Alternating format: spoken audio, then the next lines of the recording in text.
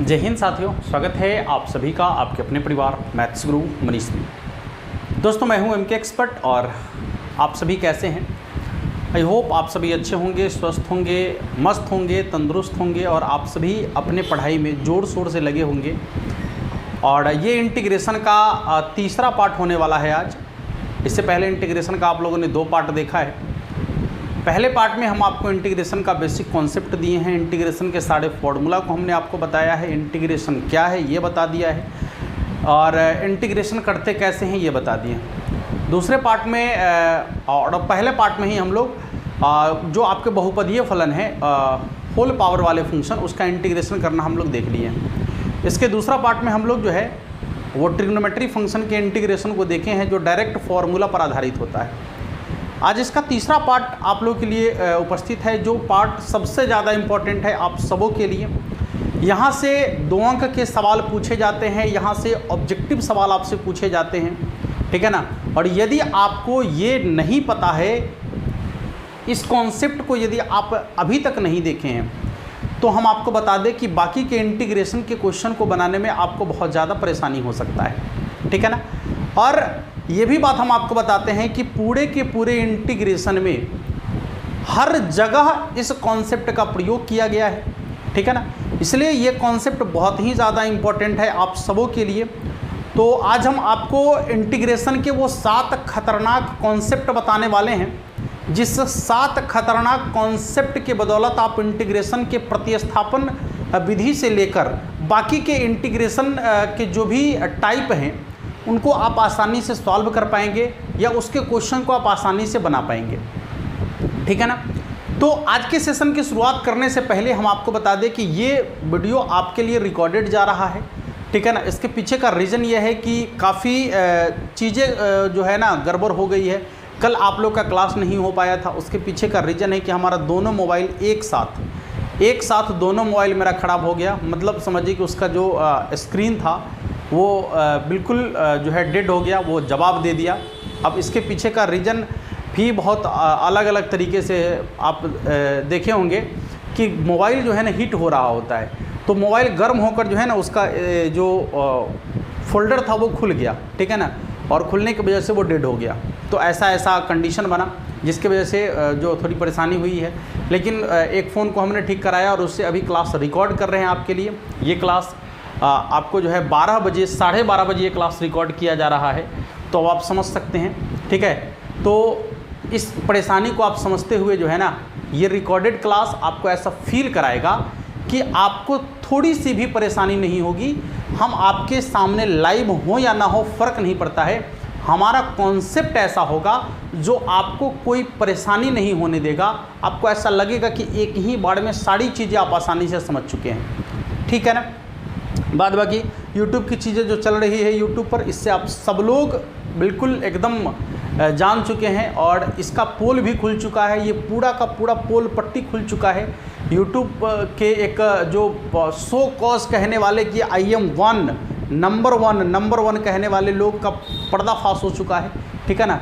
तो अब हम इसके बारे में कुछ कह भी नहीं सकते हैं, बस आप लोग को खुद तय करना है कि नंबर 1 कैसे बना जाता है और कैसे नंबर 1 लोग बने हैं, ये आपको पता करना है, ये आपको जानना है। सीधे भीड़ लगाने से नहीं होगा, ठीक है ना। बच्चों को अपनी तरफ खींचने के लिए कौन कौन से हथकंडे अपना रहे हैं लोग, ये आपको पता चल गया है। ये बिल्कुल इस पर से पर्दा उठ चुका है। आइए इंटीग्रेशन के 7 खतरनाक कॉन्सेप्ट को यदि आप देख लेते हैं तो बाकी इंटीग्रेशन आपके लिए बहुत आसान हो जाएगा, ठीक है ना। जो विधि आज हम लोग देखने वाले हैं इसका नाम है प्रतिस्थापन द्वारा समाकलन। मतलब आप किस मान को प्रतिस्थापित करेंगे। प्रतिस्थापित करने का सीधा कनेक्शन है कि आप किस मान को मानेंगे, ठीक है ना। प्रतिस्थापन में क्या करना होता है कि आपको क्वेश्चन दिया गया रहता है, उसका डायरेक्ट इंटीग्रेशन नहीं हो पाता है, सीधे सीधे फॉर्मूला पर जो है ना इंटीग्रेशन के फॉर्मूला पर सीधे सीधे उसका सॉल्यूशन नहीं कर पाते हैं। तो उसका सॉल्यूशन करने के लिए सीधे सीधे फॉर्मूला पर उसको लाने के लिए जो है एक क्रिया किया जाता है और वो क्रिया का नाम प्रतिस्थापन है। और वो प्रतिस्थापन के तहत आपको क्या करना होता है कि उसमें से जो भी फंक्शन एक्स्ट्रा आपको दिख रहा होता है, हाँ, जो डायरेक्ट फार्मूला पर यदि नहीं आ रहा है तो उसमें कुछ एक्स्ट्रा फंक्शन है, तभी तो वो डायरेक्ट फार्मूला पर नहीं आ रहा है। हाँ, तो उस एक्स्ट्रा फंक्शन को क्या करना होता है, आपको मानना पड़ता है, ठीक है ना। तो आप उसको मानते हैं, मानने के बाद उसका डिफरेंशिएशन करते हैं, और डिफरेंशिएशन करने के बाद जब आप उस मान को रखते हैं पुनः उस फंक्शन में, तो वह फंक्शन सीधे सीधे फॉर्मूला पर आ जाता है, और इंटीग्रेशन का फॉर्मूला के अनुसार उसका इंटीग्रेशन कर लेते हैं आप। बस ऐसा ही होता है। लेकिन लोचा कहाँ फंसता है ये समझिए, कहाँ पर आप परेशान होता है ये समझिए। आप जो परेशान होते हैं वो इस जगह पर होते हैं कि आखिर हम पहचाने कैसे कि एक्स्ट्रा फंक्शन कौन सा है, ठीक है ना। हम कैसे पहचानेंगे कि किस फंक्शन को हमें मानना है, ठीक है, किस फंक्शन को मानना है वो हम पहचानेंगे कैसे, उसकी क्या पहचान होगी। बच्चे यहीं पर रुक जाते हैं, यहीं पर अटक जाते हैं, और फिर उनको इंटीग्रेशन लगता है कि बड़ा भारी है। हाँ, गुरुजी तो मान लेते हैं, उनको तो पता होता है कि कैसे मानना होता है, उनको पता है कि एक्स्ट्रा फंक्शन कौन है, किसको मानना है किसको नहीं मानना है, लेकिन मुझे तो नहीं पता है, हम कैसे मानेंगे। हाँ, आपको नहीं पता है, लेकिन आज जो गुरुजी आपके सामने खड़े हैं, ये गुरुजी आपको सिखा देंगे, और आप भी किसी को आसानी से सिखा सकते हैं कि उसकी पहचान क्या है। हैं, जैसे कहा जाता है ना कि चोर के दाढ़ी में तिनका होता है तो उसको लोग पहचान लेते हैं, नहीं, उसके हाव भाव से लोग पहचान लेते हैं। तो वही हम आपको उसका हाव भाव बताने वाले हैं। आप उसके हाव भाव से ही उसको पहचान जाएगा कि अरे यह मानने वाला है, ठीक है ना। इसको यदि आप पकड़ लिए, बस सिर्फ इतना ही पकड़ लिए कि मानना किसको है, समझिए आपको इंटीग्रेशन बनाने आ गया, ठीक है ना। आइए शुरू करते हैं। इसके लिए आपको सबसे पहले क्या करना है, ध्यान से देखना है। देखिए, आपको सबसे पहले प्रतिस्थापन के लिए जो है करना है वो ये करना है कि मान देखिए, अभी हम आपको कुछ क्वेश्चन दिखाते हैं। जैसे एनसीईआरटी का सवाल आपका है, कहेगा कि 2x बटा में 1 + x², अब आपको कहेगा कि इसका इंटीग्रेशन करना है। देखिए थोड़ा समझिए, फिर आपको इसके विधि पर लेके चलते हैं, ठीक है ना। तो अब आपको बनाने के लिए कहेगा तो आप क्या करेंगे, लिखेंगे माना i बराबर, क्योंकि i मानेंगे इंटीग्रेशन का है, कितना हो जाएगा 2x बटा में 1 + x²। अब इसका इंटीग्रेशन आपको करना है। बताइए क्या 2x बटा में 1 + x² का डायरेक्ट इंटीग्रेशन है क्या? आप कहेंगे जी गुरुजी बिल्कुल नहीं है। 2x बटा में 1 + x² का डायरेक्ट कोई भी इंटीग्रेशन नहीं है, ये तो फॉर्मूला हम पढ़ भी नहीं किए हैं, तो कैसे बता दें आपको, होता ही नहीं है, तो आप पढ़िएगा क्या। तो आपको ये पता है कि 2x बटा में 1 + x² का डायरेक्ट इंटीग्रेशन नहीं होता है, लेकिन जब 2x बटा में 1 + x² का डायरेक्ट इंटीग्रेशन नहीं होता है तो आप इसको किस तरीके से चेंज कर दे कि ये सीधे सीधे फॉर्मूला पर आ जाए, ठीक है ना। तो आपको उस समय क्या करना पड़ेगा, इसको मानना पड़ेगा। आप इसमें से किस फंक्शन को मानना है ये कैसे पहचानेंगे आप, ठीक है ना। यही पहचान करना है आपको कि उस फंक्शन को कैसे पहचाने आप कि मानना किसको है, ठीक है ना। तो हम आइए इसी पर बात करते हैं कि मानना किसको है। देखिएगा, मानना किसको है, मानना किसको है, ये टॉपिक आपका हो गया कि मानना किसको है। देखिए अब इसके लिए आप ध्यान से देखेंगे कि मानना किसको है। सबसे पहला नंबर कि यदि कोई फंक्शन होल पावर वाला है, ठीक है ना, ध्यान रखना है, यदि कोई फंक्शन होल पावर वाला है तो आपको क्या करना है कि पावर को छोड़ देना है। ध्यान से सुनिएगा, पावर को छोड़ देना है, और जो उसके आधार में होगा ना, जो उसके आधार में होगा उसी को मान लेना है। क्लियर है, ध्यान से देखते चलिएगा। आपको जब कोई फंक्शन होल पावर वाला दिखे तो होल पावर वाले फंक्शन में आपको क्या करना है कि उसके होल पावर को छोड़ देना है, ठीक है ना, और जो उसके आधार में दिख जाएगा उसको आप मान लीजिएगा, ठीक है। जैसे मान लीजिए कि यहाँ पर लिखा हुआ है ax + b के होल पावर में 5।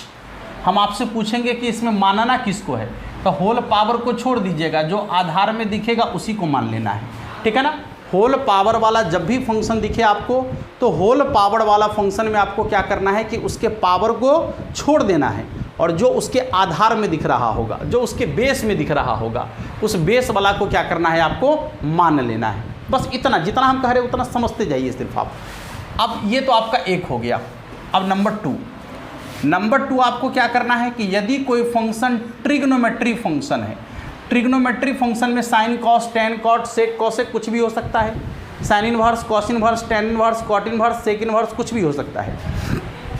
तो हमने यहाँ लिखा कि यदि कोई फंक्शन आपका ट्रिग्नोमेट्री फंक्शन है, और यदि ट्रिग्नोमेट्री फंक्शन में आपको दिख रहा है कुछ एक्स्ट्रा वैल्यू, ठीक है ना, तो आपको क्या करना है कि ट्रिग्नोमेट्री फंक्शन के जो कोणांक में दिख रहा होगा आपको, ठीक है ना, त्रिकोणमितीय फलन के जो कोणांक में दिख रहा होगा आपको, बस यही इसी को मानना है। त्रिकोणमितीय फलन के कोणांक में जो दिख रहा होगा उसको क्या करना है, मान लेना है। ठीक है ना। अब आइए तीसरी बात आप ये समझिए कि यदि आपका फंक्शन लॉग वाला है तो आपको क्या करना है कि लॉग का जो ये मेन वैल्यू होता है यहाँ पर, ठीक है ना, इसी मेन वैल्यू को क्या करना है, आपको मान लेना है। चौथी बात कि यदि आपका फंक्शन ई के पावर वाला है तो जो ई के पावर में आपको दिख रहा होगा, ठीक है ना, जो ई के पावर में आपको दिख रहा होगा इसी को क्या करना है, मान लेना है। पांचवी बात ध्यान से सुनेंगे, पांचवी बात कि यदि कोई फंक्शन रूट के अंदर में है, ठीक है ना, तो जो रूट के अंदर में होगा उसी को मान लेना है, रूट के अंदर वाला को क्या करना है, मान लेना है। छठी बात, यदि कोई फंक्शन बटा में है, ठीक है ना, तो आपको क्या करना है कि बटा वाला को मान लेना है, बटा वाला को मान लेना है। ठीक है ना। तो ये जो 6 बात हम आपको बताए हैं, 6 बात जो हम आपको बताए हैं, ये 6 बात आपको सिर्फ उसे पहचानने के लिए बताए हैं कि आप उसको पहचानेंगे कैसे कि मानना किसको है। तो आप इन सारी चीज़ों को देखेंगे, आपको जो दिखेगा आप उसको मान लेंगे। लेकिन ध्यान रखना है, ये 7वीं बात जिसको हम कहते हैं ब्रह्मास्त्र, यह है आपका ब्रह्मास्त्र, ठीक है ना। हाँ, ब्रह्मास्त्र यही चेकर मशीन है कि आपने जो माना वो सही माना या नहीं। ये तो सिर्फ आपको जो है ना पहचान करने का तरीका बताया गया है, ठीक है ना, ये पहचान करने का तरीका बताया गया है, लेकिन आपने सही पहचाना या नहीं पहचाना वो यही बताएगा। यही 7वां ब्रह्मास्त्र। ब्रह्मास्त्र क्या कहता है कि मानना उसी को है, मानना उसी को है, मानना उसी को है जिसका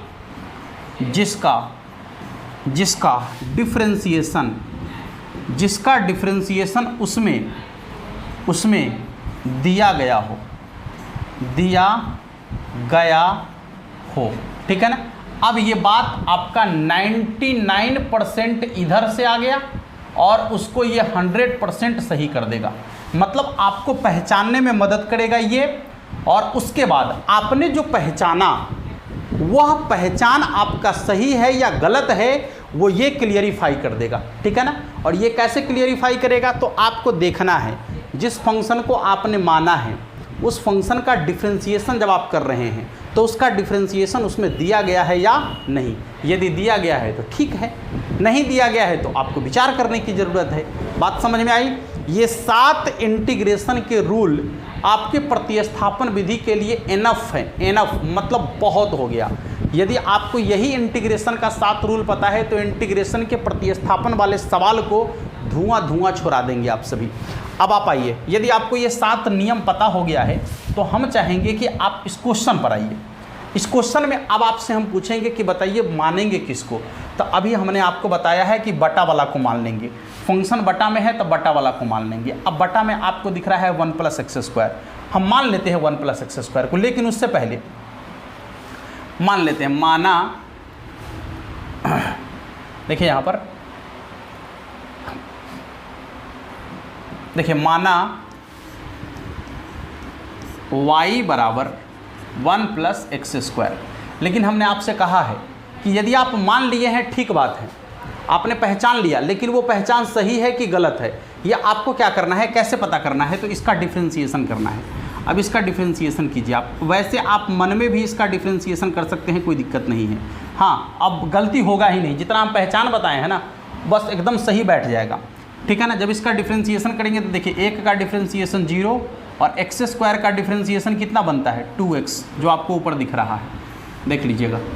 x² का डिफरेंशिएशन कितना बनता है 2x, तो इसको आप क्या लिख सकते हैं, dy/dx बराबर में कितना 2x ना, dy/dx बराबर में कितना हो गया 2x। और यदि आप यहाँ से मान निकालेंगे, यदि आप यहाँ से dx का मान निकालेंगे तो देखिए इधर भाग में है, इधर गुना में आ जाएगा, तो हो जाएगा आपका dy =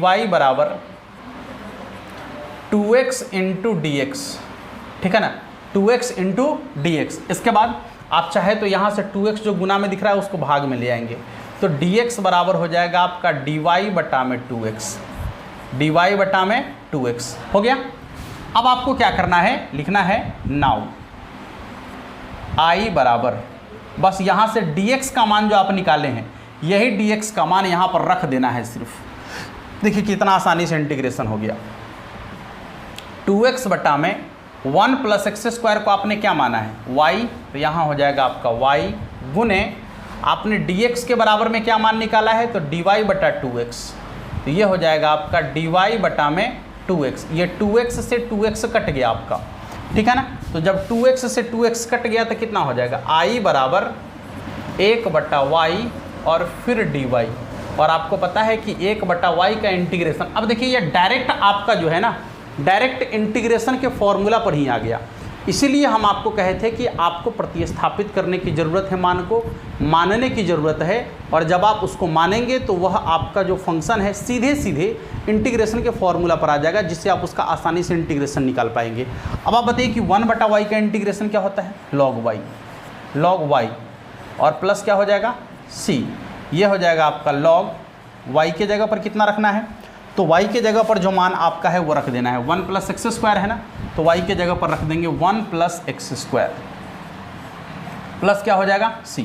आपका आंसर बन चुका है, ठीक है ना। देखिए कितना आसानी से आंसर बन चुका है।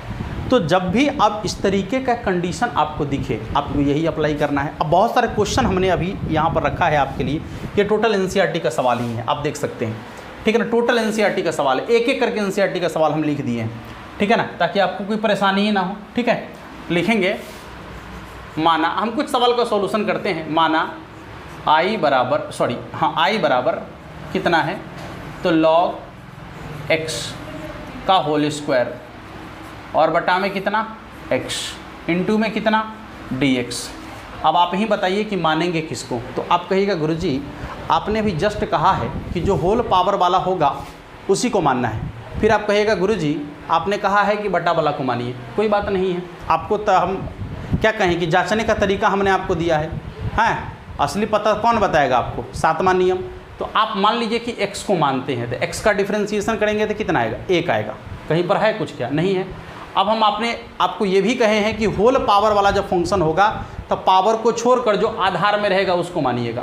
तो अब आप बताइए कि होल पावर वाले फंक्शन में से यदि हम log x को मानते हैं तो log x का डिफरेंशिएशन कितना बनता है, 1 बटा x। दिख रहा है आपको बटा में x, 1 बटा x दिख रहा है, तो आपको मानना पड़ेगा किसको, log x को, ठीक है ना। हाँ, तो वो जो नियम आपको बताया गया है वो पहचान करने का नियम 6 को बताए हैं।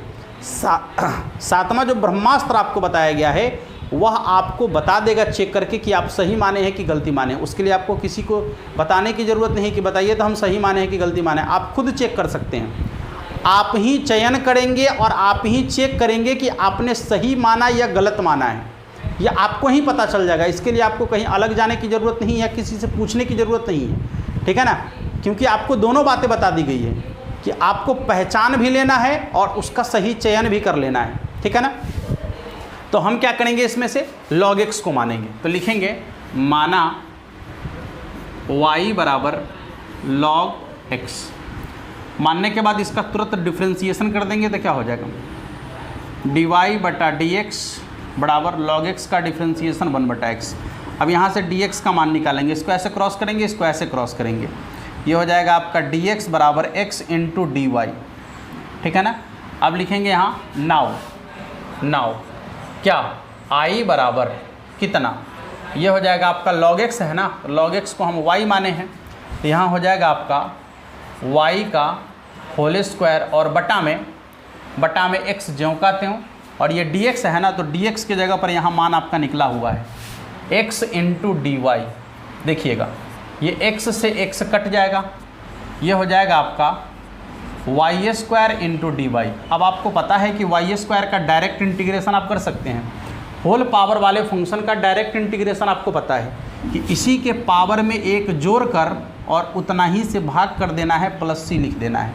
इसका हो जाएगा आपका 1/3, y के जगह पर जो मान है आपको रख देना है, क्या है y के जगह पर log x, ये हो जाएगा आपका log x के होल पावर में 3 और प्लस में c। इस तरीके से देखेंगे कि आपका ये दूसरा सवाल जो है आसानी से बन चुका है।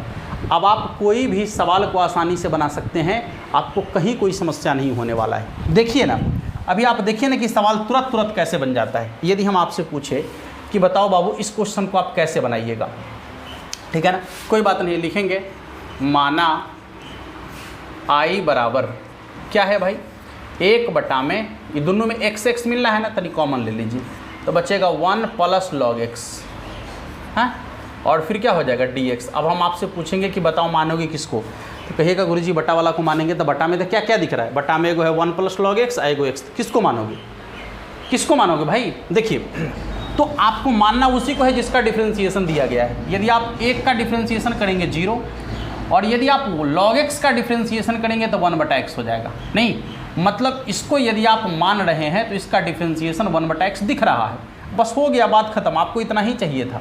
लिखेंगे पुनः माना y बराबर कितना, तो 1 plus log x, 1 plus log x, ठीक है ना।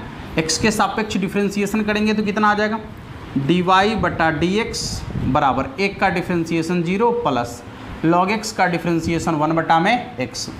ये हो जाएगा आपका dy बटा dx बराबर में 1 बटा x, और यदि यहाँ से dx का मान निकालेंगे, ऐसे dx को 1 से गुना करेंगे dx, तो ये हो जाएगा आपका x इंटू डी वाई। ना लिखेंगे यहाँ पर नाउ i बराबर, अब फटाफट मान लौटा दीजिए। देखिए 1 बटा एक्स ज्यों का त्यों रहेगा, आपने 1 प्लस लॉग एक्स को क्या माना है y, तो यहाँ पर हो जाएगा y, और गुने dx के बराबर में क्या मान निकाल के लाए हैं, तो dx के बराबर में x इंटू डी वाई, यहाँ हो जाएगा आपका x into d y, x से x आपका कट जाएगा, बचेगा कितना 1 बटा वाई डी वाई, और आपको पता है 1 बटा वाई का इंटीग्रेशन लॉग वाई होता है, ये हो जाएगा आपका लॉग वाई प्लस में c, यहाँ आपका हो जाएगा लॉग y के जगह पर जो मान है क्या है 1 plus log x, 1 plus log x और प्लस में c। बन गया सवाल, एकदम आसान है या नहीं। देखिए कितना आसान है, आपको पता चल गया कि बस आपको इंटीग्रेशन का वो 7 नियम पता हो जाना चाहिए, इसके बाद कोई भी सवाल आसानी से बन जाएगा आपका, खासकर प्रतिस्थापन वाला, ठीक है ना। आप चेक कर सकते हैं ना, लीजिए ना और सवाल देखिए, आप सवाल में टाइम ही नहीं लगेगा, आपको पता भी नहीं, मतलब आपको लगेगा ही नहीं कि आप क्वेश्चन सॉल्व कर रहे हैं इंटीग्रेशन का, आप देखते तो जाइए सिर्फ। देखिए माना i बराबर कितना है भाई, तो यहाँ है आपका साइन x इंटू साइन और फिर कॉस x, फिर यहाँ क्या हो जाएगा आपका dx। हमने आपसे क्या कहा है कि त्रिकोणमितीय अनुपात के कोणांक में जो होगा उसको मानिएगा, तो कोणांक में cos x है ना, यहाँ त्रिकोणमितीय अनुपात के कोणांक में x है, मानेंगे क्या फ़र्क पड़ेगा, x का डिफरेंशिएशन 1 हो जाएगा, कोई दिक्कत नहीं है, कुछ फर्क ही नहीं पड़ेगा। लेकिन यहाँ जो त्रिकोणमितीय अनुपात आपका साइन x साइन है, उसके कोणांक में क्या है cos x, और यदि cos x को मानते हैं तो उसका डिफरेंशिएशन माइनस साइन x आ रहा है, तो साइन x यहाँ दिख रहा है, माइनस को बाहर कर देंगे। यदि चिन्ह में ऊपर नीचे हो रहा है या कांस्टेंट में ऊपर नीचे हो रहा है तो कोई दिक्कत नहीं है, वेरिएबल तो आ रहा है ना, ये फंक्शन तो आ रहा है।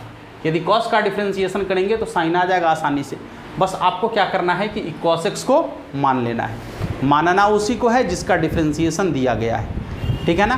बाद बाकी आपको 6 नियम वो पता है, होल पावर वाला रहेगा तो पावर को छोड़ के मान लेना है, त्रिकोणमितीय अनुपात के कोणांक में जो रहेगा उसको मान लेना है, लॉग के कोणांक में जो रहेगा उसको मान लेना है, रूट के अंदर जो रहेगा उसको मान लेना है, ई के पावर में जो रहेगा उसको मान लेना है, बटा में जो रहेगा उसको मान लेना है। लेकिन सबके लिए ब्रह्मास्त्र याद रखना है कि मानना उसी को है जिसका डिफरेंशिएशन दिया गया है, ठीक है ना।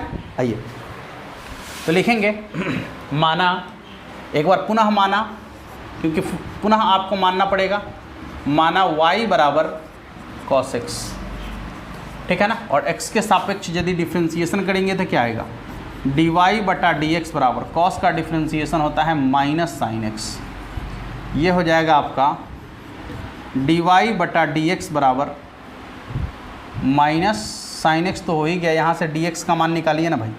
यदि आप यहाँ से dx का मान निकालेंगे तो क्या आएगा, ध्यान से देखिएगा, इसको ऐसे क्रॉस कर देंगे, नहीं ये हो जाएगा आपका minus sine x into d x, और dx को इधर ज्यों का त्यों रखेंगे, गुना वाला भाग में चल जाएगा, तो dx बराबर हो जाएगा आपका माइनस dy बटा में साइन x, नहीं माइनस dy बटा में साइन x। अब लिखेंगे यहाँ पर नाउ i बराबर है आपका, क्या है i बराबर, देखिए तो यहाँ साइन x ज्यों का त्यों है, sign x into sine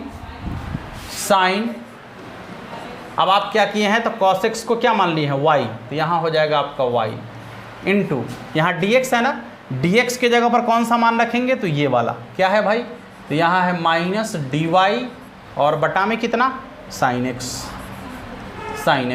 check करो, ये sin x से ये sin x कट जाएगा, कितना बचेगा, माइनस है तो बाहर कर लेंगे हम, और बचेगा आपका sin y और dy। एकदम ध्यान रखिएगा कि जो यहाँ पर आपको दिख रहा है वही यहाँ पर d के साथ दिखना चाहिए। यदि sin x है तो dx, y है तो dy, z है तो dz, इतना ध्यान रखिएगा, तभी आप इंटीग्रेशन कर पाएंगे। माइनस साइन का इंटीग्रेशन क्या होता है, माइनस कॉस, नहीं तो माइनस एगो पहले से है, माइनस ये वाला आ गया, तो दोनों मिलके हो जाएगा प्लस कॉस वाई, अब प्लस में सी। अब आपको y की जगह मान लौटा देना है क्योंकि फंक्शन आपका y वाला है, तो y की जगह क्या मान रखेंगे, cos x, ये हो जाएगा आपका cos y के जगह पर cos x, और प्लस कितना हो जाएगा c। देखिए क्लियर है, कितना आसान है, बस इतना इंटीग्रेशन आसान है। आप लोगों को डर लग रहा था इंटीग्रेशन से ना, डरने की ज़रूरत नहीं है, ठीक है ना। जिसका गुरु बलवान होता है उसका चेला पहलवान होता ही है, ठीक है, इसलिए भरोसा रखिए गुरु जी पर। हाँ, इंटीग्रेशन का खेला हो जाएगा खेला। जैसे आपने डिफ्रेंशिएशन का खेला देख लिया, वैसे ही अब आपको पता चल गया होगा कि इंटीग्रेशन का भी खेला हो गया, ठीक है। अब आपको डरने की ज़रूरत नहीं है, कोई भी सवाल इंटीग्रेशन का आपको डरा नहीं सकता अब, क्योंकि आपके पास हथियार है, खतरनाक ब्रह्मास्त्र है सीधे, जो किसी को भी जो है ना नस्ता नाबूद कर सकता है, उसी का नाम ब्रह्मास्त्र होता है, इसलिए ध्यान रखिएगा। हाँ, आप बताइए ना, इसमें आप किसको मानेंगे, आप ही बताइए किसको मानेंगे, बता दीजिए ना किसको मानना है। मानना उसी को है जिसका डिफ्रेंशिएशन दिया गया है। यदि हम साइन को मानते हैं तो कॉस आ जाएगा, कॉस को मानते हैं तो साइन आ जाएगा, दोनों में से किसी एक को मान लेंगे, इंटीग्रेशन कर देंगे, आंसर बन जाएगा। नहीं है, बोलिए ना भाई। यदि आप इसमें साइन को मानेंगे तो कॉस आ जाएगा, और यदि कॉस को मानेंगे तो साइन आ जाएगा, तो दोनों में से किसी एक को मान लीजिए, आप बिल्कुल स्वतंत्र हैं, दोनों में से किसी एक को मान लीजिएगा, कोई दिक्कत नहीं है, दोनों सही है। कोई बच्चा यदि साइन को मान के बनाया है तो भी सही है, कोई कॉस को मान के बनाया है तो भी सही है, दोनों का सही है, ठीक है ना। ज़रूरी नहीं है कि आप बुक का आंसर मिला के देखें कि आंसर में क्या लिखा हुआ है, ज़रूरी थोड़े है कि जो आंसर में लिखा रहेगा वो है आपका भी आएगा, है। यदि वो साइन मानकर बनाया होगा तो उसका साइन वाला आंसर होगा, यदि आप कॉस मानकर बनाएंगे तो आपका कॉस वाला आंसर होगा, है। जो आंसर लिखा है वो अभी तो कोई व्यक्ति ही है ना, वो भी किसी न किसी नियम का प्रयोग करके लिखा होगा, तो वो दोनों का थोड़े प्रयोग करेगा। ये एक क्यों किसी को इसको मान के बनाया होगा तो इसके अनुसार आंसर होगा, और यदि आप इसको मान के बनाएंगे तो आपका आंसर उससे नहीं मैच कर सकता है, ठीक है। तो इसलिए उस बात का ध्यान नहीं रखिएगा, दोनों में से किसी को मानकर बनाइए, आपका इंटीग्रेशन आ जाएगा, सही आ जाएगा, ठीक है। चलिए, क्वेश्चन तो शायद मुझे लगता है बहुत सारा है। अब बताइए इसमें आप किसको मानेंगे, तो कहिएगा गुरुजी ये तो मजाक चल रहा है। कैसे मजाक चल रहा है प्यारे, तो मजाक इसलिए चल रहा है कि अभी आपको जस्ट बताए हैं कि रूट के अंदर वाला को मान लेना है, और आप बिल्कुल देखे भी है कि रूट के अंदर वाला को मानना है।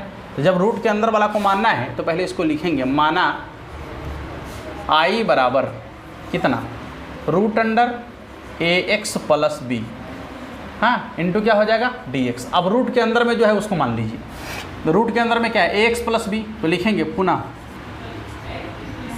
माना y बराबर ax प्लस बी, ठीक है ना। अब इसका डिफ्रेंशिएशन कर देंगे, और जैसे ही आप इसका x के सापेक्ष डिफ्रेंशिएशन करेंगे तो क्या होगा, dy बटा dx बराबर हो जाएगा आपका a को बाहर रखेंगे, और dx बटा dx का 1 होगा और इसका 0 आ जाएगा।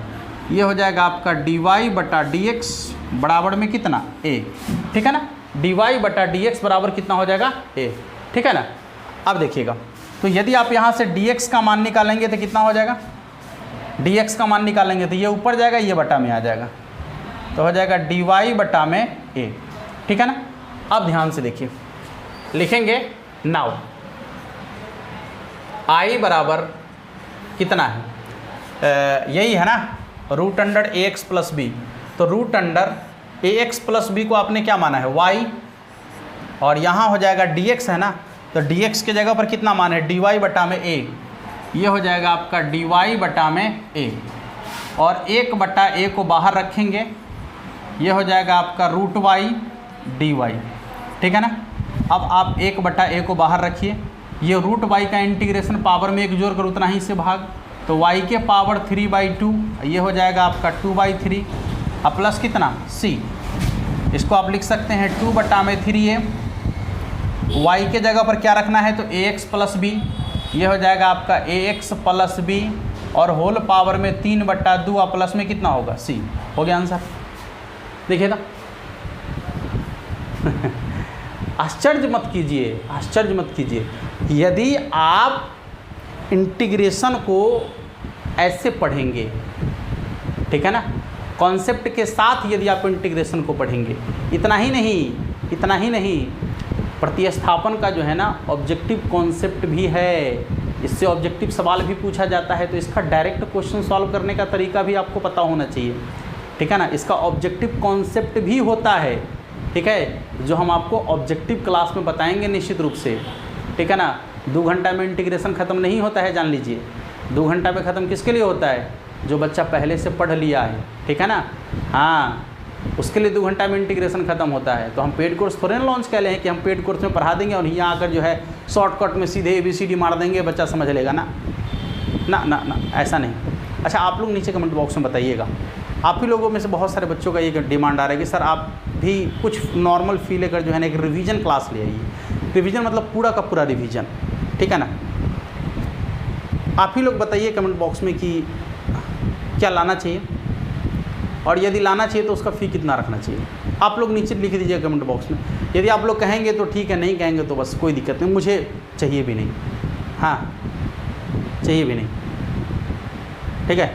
लेकिन हाँ, जो आने वाले नए सेशन हैं, ठीक है ना, 25-26 वाला, उन लोगों के लिए कोर्स लॉन्च, उनके लिए कोर्स आता ही आता है, उसमें कोई दिक्कत नहीं, एकदम आता है। 0 लेवल से शुरू करके जो है हम लोग ऊपर की तरफ चलते हैं, तो उसके लिए आता ही आता है, उसमें कोई डाउट नहीं है, ठीक है। चले देखिए, तो इस तरीके से आपका क्वेश्चन ये 6ठा बन चुका है। अब आप यदि देखेंगे, अरे इसका और भी क्या होगा, तो कट गया, कोई बात नहीं। देखिए, इसमें किसको मानने के लिए आप कहेंगे, बताइए ना। आपसे यदि पूछे कि बताओ किसको मानना है, तो आप कहेंगे गुरुजी क्या आप सवाल पूछ रहे हैं, रूट के अंदर वाला को मान लीजिए, नहीं रूट के अंदर वाला को मान लीजिए, क्योंकि आप खुद ही बताए हैं, तो रूट के अंदर वाला को मान लीजिए। मानेंगे तो इसका डिफ्रेंसिएशन 0 हो जाएगा, प्लस इसका डिफ्रेंसिएशन 4x हो जाएगा। बाहर में आपको दिख रहा है, देखिए तो x दिख रहा है आपको बाहर में, 4 तो कांस्टेंट है, बाहर कर देंगे, काम बन गया। क्या समझ में आई बात? यदि आपको बात समझ में आ गई हो तो हमारा एक रिक्वेस्ट आप मानेंगे, आपको करना क्या है, एक्सरसाइज 7.2 के जितने भी NCERT के क्वेश्चन हैं, आप सभी के सभी क्वेश्चन का सॉल्यूशन ज़रूर कर लें। और यदि आपसे कोई क्वेश्चन अटक गया, कोई क्वेश्चन आपसे रुक गया, तो आप हमारे व्हाट्सएप पर ज़रूर मुझे भेज दें और उसका सॉल्यूशन हम नेक्स्ट वीडियो में ज़रूर करा देंगे आप सभी को, ठीक है ना। इसलिए आप पहले खुद से सॉल्यूशन कर लीजिए, क्योंकि बोर्ड एग्जाम में सॉल्यूशन आपको करना है, हमको नहीं करना है। हम सिर्फ और सिर्फ यहाँ आपका जो है ना काम करा रहे हैं, बोर्ड एग्जाम में हम नहीं जाएंगे, समझ लीजिएगा। बोर्ड एग्जाम में आपका जो अपना कंटेंट होगा, जो आप सीखे हैं, जितना हम आपको सिखाए हैं या जितना क्वेश्चन आप सॉल्व कर पा रहे हैं, वही आपको काम आएगा, ठीक है ना, और कुछ काम नहीं आने वाला है। इसलिए ज़्यादा से ज़्यादा क्वेश्चन का सॉल्यूशन आप खुद करें। हम आपके साथ सिर्फ ये कर सकते हैं कि आपको एक सही मार्गदर्शन दे सकते हैं, आपको हम कॉन्सेप्ट बेहतर सिखा सकते हैं। और जब आप कॉन्सेप्ट सीख लें तो मेहनत आप खुद करें, क्वेश्चन के ऊपर बनाने के ऊपर आप मेहनत खूब करें, ताकि आप बोर्ड एग्जाम में जाकर क्वेश्चन बना पाएँ, ठीक है ना। हाँ, तो बस आपको ये सेशन आज का कैसा लगा कमेंट बॉक्स में ज़रूर लिखिएगा। भले ही ये वीडियो आपका रिकॉर्डेड ही रहा है, लेकिन बहुत ज़्यादा यूज़फुल आपके लिए रहा होगा निश्चित रूप से, और आप निश्चित रूप से इसको सीखे होंगे। इसमें बहुत सारे क्वेश्चन क्या कहता है उसको NCERT का है, लेकिन यदि सारे क्वेश्चन का सॉल्यूशन हम ही कर लेंगे तो फिर आप मेहनत नहीं करेंगे, मुझे ऐसा लग रहा है। इसलिए आपको मेहनत करने की ज़रूरत है, एग्ज़ाम आपको देना है, हमको नहीं देना है, ठीक है ना। धन्यवाद, मिलते हैं फिर आप लोगों से नेक्स्ट क्लास में, और तब तक के लिए आप सभी को जय हिंद।